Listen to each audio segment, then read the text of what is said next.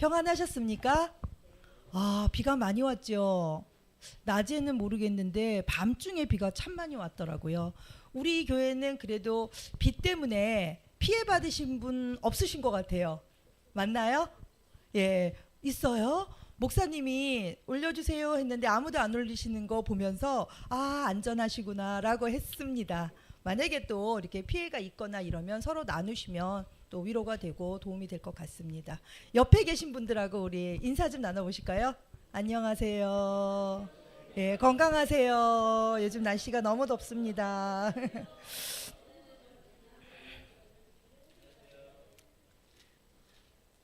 이 앞에서 보면 목사님이 제일 느끼실 것 같아요. 다 보인다는 거. 여러분 한 사람 한 사람들의 표정이 그래서 한 주간이 어떠셨는지가 표정에서 나타난다는 것이 우리 목사님이 또 목회하는 데 도움이 되지 않을까라는 생각도 듭니다.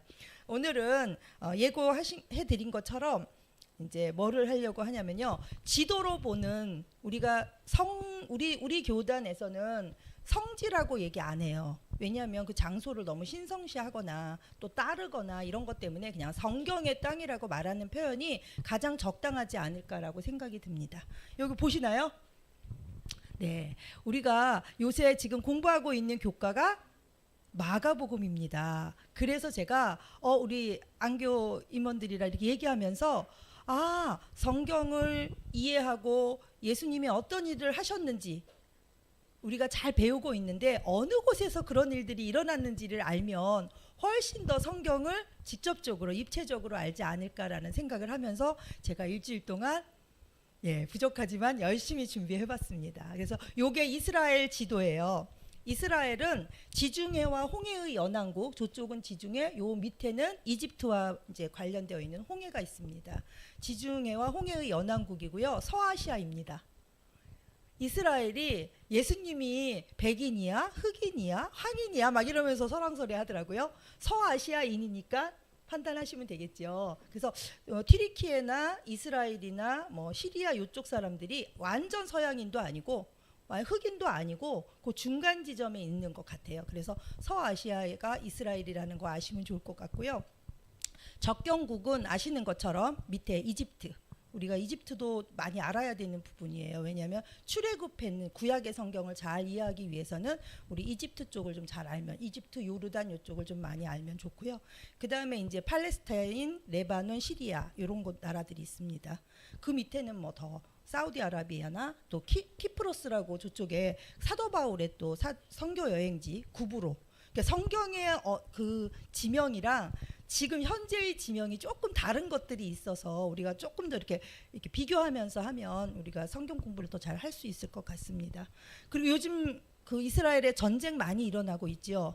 어느 쪽에서 일어나는지 혹시 아시나요? 요쪽에 보면 가자 지구라고 저기 별표되어 있죠. 예, 거기입니다, 바로. 그 가자 지구가 그 하마스가 점령한 지역이라서 그쪽 지역에서 이스라엘과 하마스가 지금 전쟁 중입니다. 23년 10월에 일어났으니까 이제 10월이 얼마 안 남았죠. 그럼 벌써 1년이 되어 갑니다. 이제 그거 조금 아시면 되고요. 요번 마가복음을 우리가 지금 하고 있는데 마가복음을 이해하려면 예수님의 그 공생의 사역을 조금 이해하는 게 좋아요. 예수님이 공생을 시작하실 때 침례 요한에게 어떻게 했죠? 침례를 받으시고 이제 공생애가 시작됩니다. 공생애 기간은 3년 반입니다. 3년 반 동안 공생애를 하는데 그 공생애를 성경학자들은 또 뭐라고 얘기하냐면 초기와 중기와 후기와 그다음 마지막 일주일 골고다 십자가에 돌아가시기 바로 전에 일주일 사역이 있는 예루살렘 성전 안에서의 사역 이렇게 나눈다고 합니다. 근데 제가 마가복음을 보니까 예수님이 침례 요한에게 침례 받는 거 딱 하고 초기 사역은 싹 빼고 그 다음에 중기 사역, 갈릴리를 중심으로 한 중기 사역으로 넘어갔더라고요. 그러니까 초기 사역을 잘 알고 싶으시면 어디를 보면 될까요? 요한복음이나 이런 걸 보시면 초기 사역들이 잘 되어 있습니다. 그래서 그 초기 사역에는 어떤 일들이 있었나 하면은 침례를 받으시고 유대 강야로 나가서 사탄에게 시험을 받으시고 그때부터 제자들을 부르시고 그 다음에 첫 번째 이적으로 가나에서 혼인잔치로 물로 포도주가 되는 그런 역사가 일어납니다. 여기 가나 보이시나요? 저 위에가 갈릴리 호수예요. 그 밑에 보면 가나라고 써 있죠. 예, 거기서 이제 그 첫 번째 이적을 일으키시고요. 그다음에 이제 사역하시는 동안에 침례 요한이 죽임을 당하고 6월절에 예루살렘에 가시고 또 니고데모와 변론을 하시고 유대 지방으로 가셔서 복음을 전파하시고 사마리아 여인과 대화를 나누시고 고향 나사렛에 가셨으나 고향에서 냉대를 받으시고 그래서 나사렛을 떠나서 가버나움으로 가시는 겁니다. 이제 가버나움에서의 사역이 마가복음의 시작으로 나오니까 그때부터 이렇게 보시면 될 것 같아요. 지명을 한 번쯤 이렇게 보시면 좋을 것 같아요. 여기 이제 제가 다룰 건데 안 나오는 것들이 조금 있어요. 야폭강 한번 봐주시고요. 그 다음에 시딤 골짜기 우리 많이 보죠. 느보산 보시나요?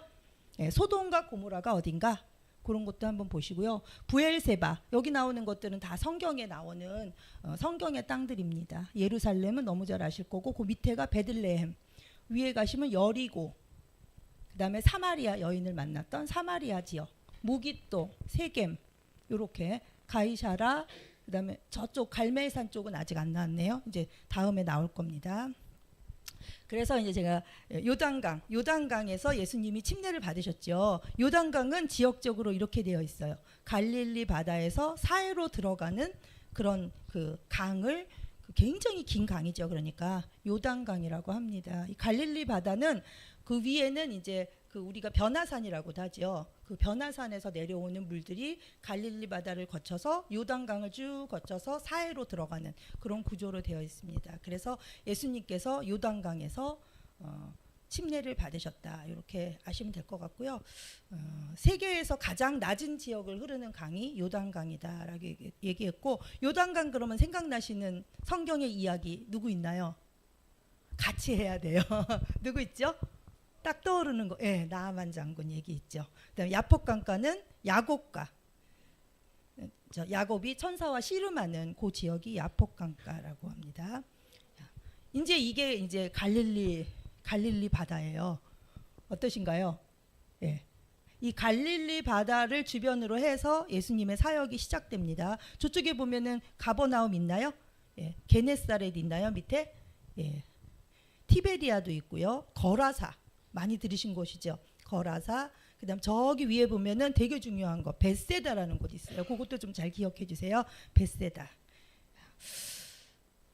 그 갈릴리 바다를 성경에 보면은 세 가지의 이름으로 불리는데 혹시 아시는 분? 갈릴리 호수는 너무 잘 아시죠? 갈릴리 호수, 갈릴리 바다 이렇게 불리기도 하고요. 이스라엘에서는 이거 담수호라고 해요. 그래서 이스라엘은 많은 물이 모여 있는 것들을 바다라고 부르기도 한대요. 그러니까 우리나라가 말하는 바다랑은 조금 다름이 있는 거예요. 저는 기본적으로 이스라엘을 갔다 왔는데 그래서 이 갈릴리 바다에서 배를 타고 얘네들이 또 이렇게 상업적으로요. 이 하도 많은 사람들이 이 성지 쪽으로 오니까 상업적으로 장사를 해요. 그래서 배를 태워주고 우리나라 사람이 가면 우리나라 찬송가를 틀어주고 뭐 이런 식으로 이렇게 장사를 해서 우리가 이제 그 배를 타고 갈릴리 바다를 쭉 왔는데 이게 담수온지 바다온지 확인을 못했습니다. 다음에 한번 간다면 꼭 물을 떠서 맛을 봐서 어느 정도의 짠기가 있는지를 한번 보려고 합니다. 그래서 우리 교인들도 정세가 좋아지면 이렇게 성경의 땅을 한번 가셔서 성경과 이렇게 비교해 보시면서 예수님의 사역지 또 이렇게 바울이 갔던 곳 이렇게 가시면은 훨씬 더 성경을 이해하는데 좋으실 거라는 생각이 듭니다. 이게 갈릴리 바다예요. 예. 담수 같진 않죠. 강 같지는 않죠. 예, 바다. 이제 가버나움으로 가겠습니다. 가버나움이 이제 제일 첫 번째로 나오는데 갈릴리 호수 북서쪽에 있는 거 저기 그 지명을 한번 보세요. 예수님의 제2의 고향이라고도 하시고요. 그 다음에 이 가버나움은 주로 거기 계셨을 때는 베드로와 안드레의 집에 머무셨대요. 그래서 여기에서의 성경의 사건들은 세리 마태를 제자로 부르신 곳, 백부장의 종을 치유하시고 내 친구가 중풍병자를 이렇게 메고 왔을 때 치유하시는 거 오늘 아마 교과에 나올 거예요. 이 12년 된 혈루병자를 고치신 일이 이제 이 가버나움에서 일어난 주요 사역이고요. 그 밑에 보면은 벳세다 있나요? 그 위에 벳세다 있죠. 여기는 작은 어촌이래요. 어차피 갈릴리 바다를 주변으로 해서 예수님이 사역이 일어나셨기 때문에 작은 어촌이고, 여기는 빌립과 안드레와 베드로의 고향이래요. 여기서는 눈먼 사람을 고치시고, 우리가 너무나 잘 아는 오병이어의 기적이 어디서 일어났냐면 벳세다 고 위에 그 광야에서 일어났다라고 얘기를 하고요. 그 다음에 밑으로 보면 고라신이라고 있나요? 고라신 저 위에 있네. 팔복산 밑에 벳세다 옆에. 고라신은 로마 시대에 크게 번성했던 유대인 도시고요. 여기서도 예수님이 많은 기적을 행했으나 그쪽 사람들은 믿지를 않아서 이제 나중에 저주를 받았던 곳이 고라신. 그 다음에 디베랴 조금 내려볼까요? 디베랴 밑으로 쭉 내려오면 여기는 헤롯 안티파스가 로마 황제의 이름을 따서 만든 곳으로 유명한 곳이고 온천이 유명하대요. 그 다음에 가버나움에서 이렇게 가로질러서 가면 거라사가 있죠. 거라사 많이 들어보셨죠? 거라사, 예, 광인을 내쫓은, 이렇게 제가 그림으로 다음 거네. 예, 고기가 있습니다. 제가 아까 했던 건 마저 해야겠네요. 그러면 갈릴리 호수에 3개의 이름이 있대요. 혹시 아시는 분 있으신가요?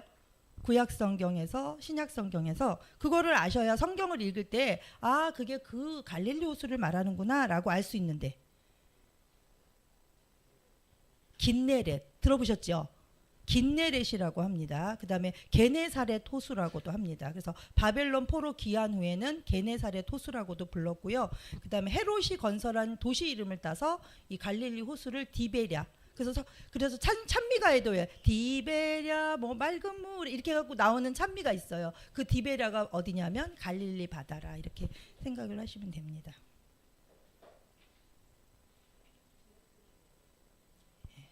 그다음 여기가 이제 아까 그 광인이 있었던 거라사에 이런 사진에 있는 그런 일들이 일어났고요. 그 다음에 이 사건으로, 광인을 쫓아낸 사건을 이후로 어떻게 됐나요? 예, 대가볼리라는 곳에 말씀이 전파됐다고 했거든요. 그 대가볼리는 요단강 동편에 있는 10개의 성읍 지역이래요. 그래서 그 성읍 지역에 이제 예수님의 복음이 전파되는 계기가 광인이 귀신을 쫓아낸 다음에 어떻게 했다고요? 가서 전파해서 이렇게 됐다라는 그런 성경의 말씀이 있습니다. 그래서 대가볼리도 조금 기억을 해놓으시면 성경에서 우리가 볼 수 있습니다. 그 다음에 이제 예수님께서 어디로 오셨냐면 나사렛으로 아까 다시 오셨죠. 그래서 나사렛에 가셨으나 배척을 받으시고, 나사렛은 예수님의 고향이시죠. 그래서 아버지인 요셉의 일을 도와서 목수의 일도 하신 곳. 그 다음에 이쪽에 가면 그 성경의 땅에 가면요, 예수님이 가신 발자취마다 교회가 있어요. 근데 너무 안타까운 거는 그 교회를 누가 졌을까요? 기독교가? 아니요, 다 천주교가요. 천주교가 돈이 많아가지고 가면은 너무 안타까운 게, 기독교가 이렇게 돈을 막 해서 했다는 교회는 한 개도 없어요.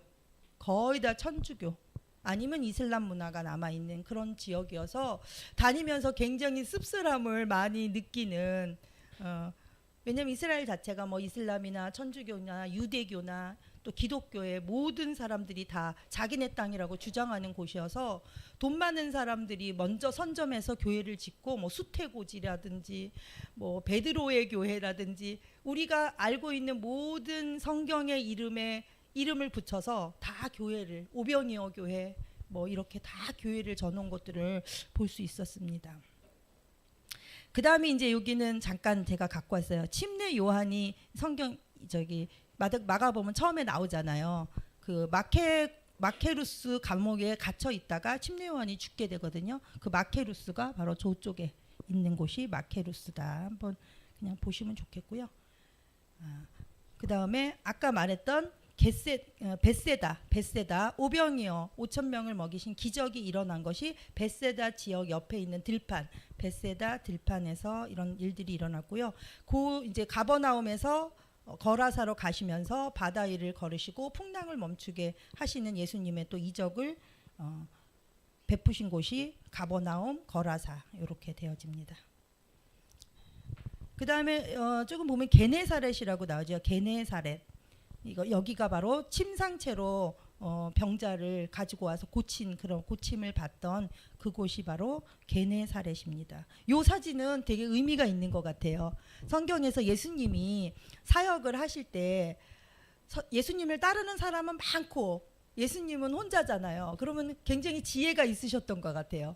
들판에서 하면 잘 안 보이지만 배를 띄워라 그랬잖아요. 그리고 배를 이렇게 예수님이 바다에서 배에 앉으시고 많은 사람들은 들판에서 이렇게 예수님을 바다를 이렇게 보면서 예수님의 말씀을 들었던 그 얘기가 나오잖아요. 그래서 이런 배경이었지 않았을까라는 생각을 하면서 한번 사진을 골라봤습니다. 그 다음에 이제 수로보니게 여자의 믿음. 이래서 이건 뭐 뮤지컬도 하고 되게 많잖아요. 수로보니게 믿음. 그래서 이 사람은 가나안 여자여서 유대인들이 굉장히 경멸하는 이방 여인이었는데 그 지역의 중심이 되는 두로 지방. 저기는 이방이어서 잘 안 가는 지역인데 예수님께서 일부러 가셔서 수로보니게 여자의 믿음을 보시고 이제 고쳐주신 그 일들이 일어난 곳이 저기 두로와 시돈. 두로와 시돈은 구약 성경에 되게 많이 나오지요. 그 얘기. 그다음에 기먹고 말더듬는 사람을 고치시고 또 보면은 여기는 어떤 역사가 일어났냐면은 그쪽에서 쭉 이렇게 오시면서 게네사렛 이쪽에서 떡 7개와 작은 생선 2마리로 4,000명을 먹이신 그런 사건이 일어났는 데가 데가볼리지요. 데가볼리라고 보이시나요? 예, 데가볼리도 성경에서 많이 보는 것 같아요. 예. 그 다음에 이제 우리가 볼 수 있는 게 예수님께서 마지막 이제 예루살렘에 입성하시기 전에 감람 그 헤르몬산 변화산으로 가는데 헤르몬산은 그 이스라엘의 가장 높은 산이에요.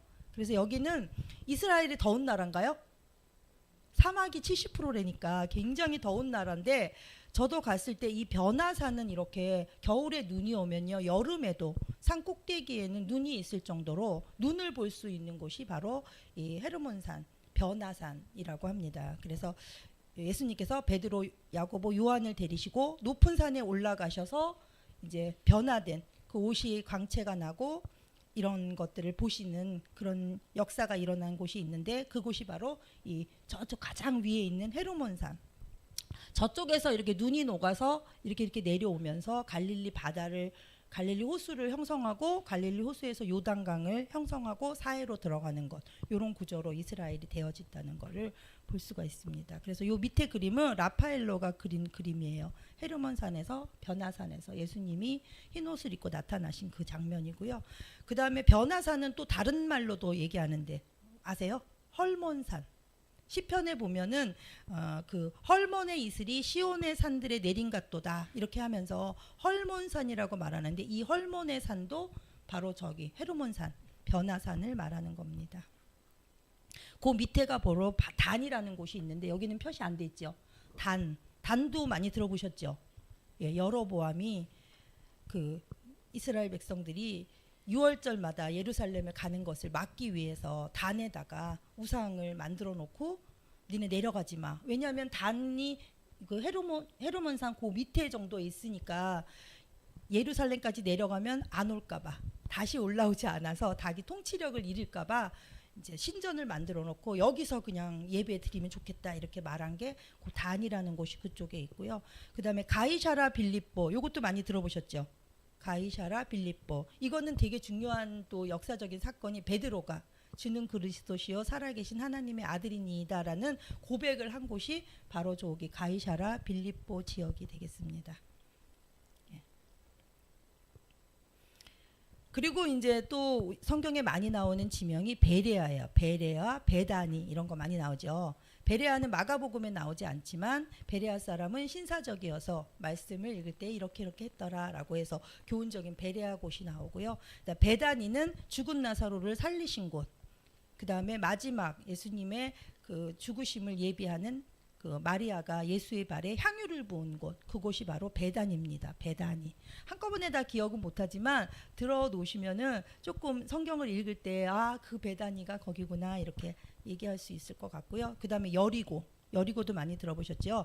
맹인 바디메오를 고치시고, 그 다음에 여리고에서 예루살렘으로 가시면서 이제 나중에 교과에서 많이 배울 거예요. 무화과 나무를 마르게 하신 사건이 있는데 그 사건이 있었던 곳이 바로 여리고입니다. 그다음에 여리고에서는 또 세리장 삭개오를 만나는 또 그런 일들이 있고요. 여리고 그러면 가장 우리가 많이 기억하는 구약의 얘기는 여리고성 함락이 되어지는 것. 그렇죠? 사람의 힘이 아니라 우리가 하나님을 의지하고 갔을 때 여리고성이 무너지는 그 경험을 했던 그 여리고가 바로 이 신약의 이 여리고와 같은 여리고입니다. 요게 뭔지 아세요? 무화과. 지금은 뭐 우리나라에서도 무화과를 그죠? 생무화과도 충분히 뭐 이렇게 해서 먹을 수 있는, 그런데 무화과가 그 당시에, 그리고 이제 교과에서 배우겠지만 무화과가 굉장히 신기한 식물이래요. 잎이 무성하면 뭐래요? 열매가 있어야 된대요. 근데 잎이 무성해서 열매가 있나 봤더니 열매가 없는 거예요. 그 모습을 보시고 예수님께서 어떻게 하셨는지에 대한 것들을 교훈적으로 보여주시는 그 열매가 바로 무화과 열매입니다. 그 다음에 이제 일주일을 남겨놓으시고 예루살렘으로 이제 감람산에서 기도를 하시고, 겟세마네 동산에서 기도를 하시고, 이제 팔려서 이제 일주일 동안에 예루살렘에서의 그런 것들이 일어나는데, 겟세마네 동산이 어디 있나요? 성전 바로 옆에 있죠. 그 다음에 쭉 한번 보세요. 뭐가 있는지.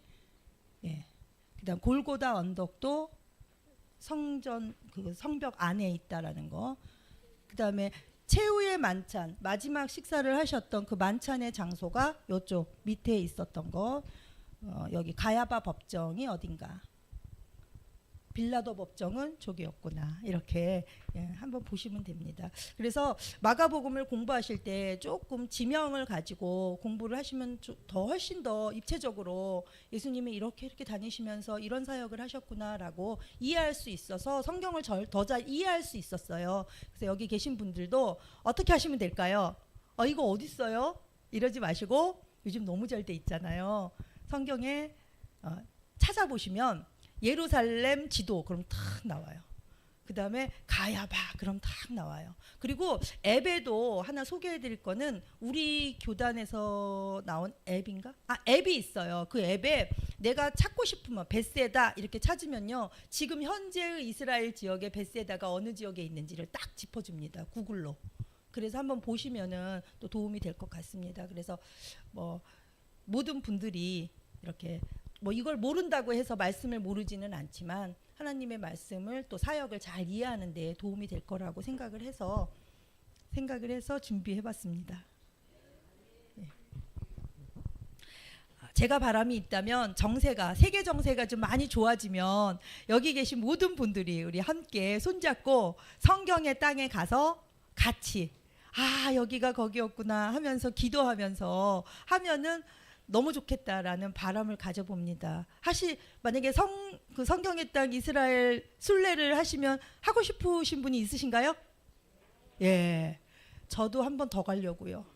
제가 이걸 공부하고 준비하면서 생각했던 게 아는 만큼 보이는 건데 이걸 보니까 거기가 거기였는데 그냥 지나갔네? 이런 생각들을 많이 갖게 돼서 저는 만약에 다시 계획이 된다면 다시 꼭 한번 가고 싶습니다. 그래서 가기 전에 훨씬 더 많이 공부해서 정말 더 생생하게 그 성경의 땅을 한번 느껴보고 싶은 마음이 있었습니다.